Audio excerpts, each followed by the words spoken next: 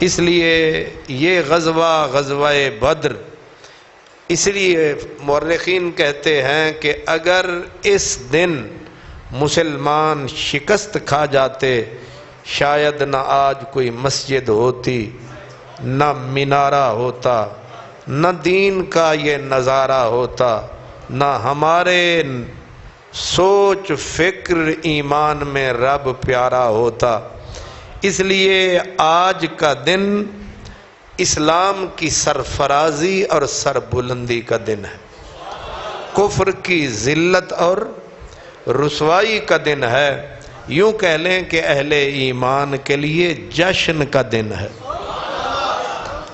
جب جب یہ دن آتا ہے اسلام کی عظمت، اسلام کی رفعت، اسلام کی سطوت، اسلام کی شوکت اور صحابہ کرام کا جذبہ فدایانہ ہمیں یاد دلاتا ہے۔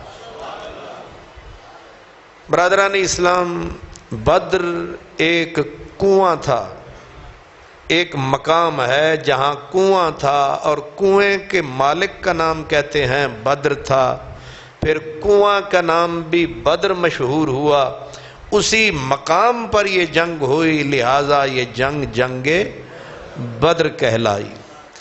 مدینہ المنورہ سے تقریباً 80 کلومیٹر دور یہ مقام ہے، ایک طرف اہل مکہ، دوسری طرف اہل مدینہ، ایک طرف کفر کے پجاری اور دوسری طرف راہ حق میں گردنیں کٹانے والے، اللہ کے دین کے علم کو لہرانے والے اور سرور عالم صلی اللہ تعالی علیہ وسلم کے عاشقان زار۔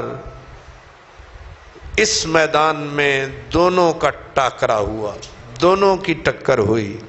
اب ظاہر ہے کہ اہل مکہ، کیونکہ پس منظر اس کا بہت طویل ہے، میں اختصار کے ساتھ اشارہ کر دیتا ہوں۔ اہل مکہ ہمیشہ جب سے حضور ہجرت فرما کے مدینے تشریف لے آئے وہ شرارتیں کرتے رہتے تھے۔ شرارتوں کی شکل یہ ہوتی تھی، وہ چھاپا مار چھوٹے چھوٹے جتھے تیار کرتے، اہل مدینہ کی بکریاں لے جاتے، کبھی اونٹ لے جاتے، شودی قسم کی حرکتیں کرتے رہتے تھے اور مسلمانوں کو پریشان کرتے رہتے تھے۔ یعنی رسول اللہ اور اصحاب کو بے گھر کر کے، بے وطن کر کے 450 کلومیٹر دور بھی سکھ سکون سے رہنے نہ دیا۔ لیکن اب صحابہ کرام کی حالت بھی بدل چکی تھی، کیونکہ یہ مکہ نہیں، یہ مدینہ تھا، جگہ بدل گئی، حالات بدل گئے۔ اب اللہ تبارک و تعالی نے حکم کیا کہ میرے حبیب اب وہ مکی زندگی کا دور ختم ہوا، اب مدنی زندگی کا دور شروع ہوا۔ کہتے ہیں کہ مجبور ہو گئے اس ستمگر سے، جواب آخر دینا پڑا پتھر کا پتھر سے۔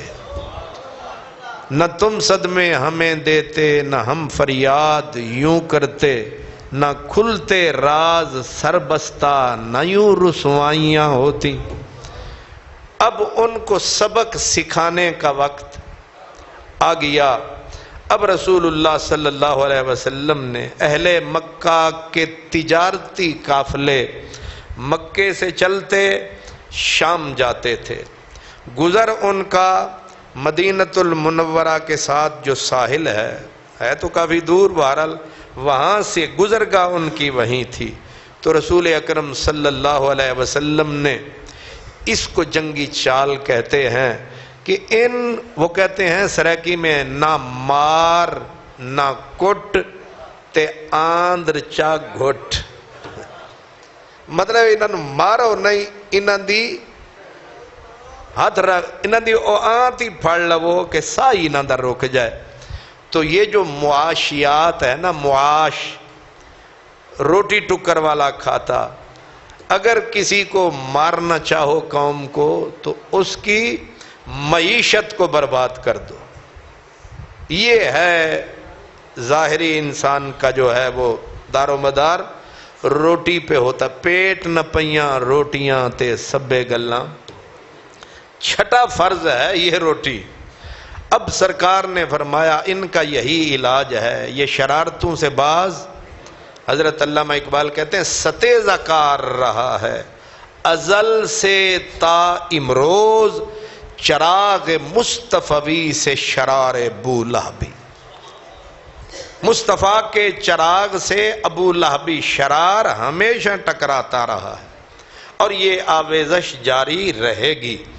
اب حضور نے ایک جتھا ترتیب دیا، اللہ تعالیٰ نے سورہ انفال میں فرمایا یعدکم اللہ احدی الطائفتین، اللہ تعالیٰ نے تم سے وعدہ کیا ہے دو اپنا طائف، دو ٹکڑوں کا۔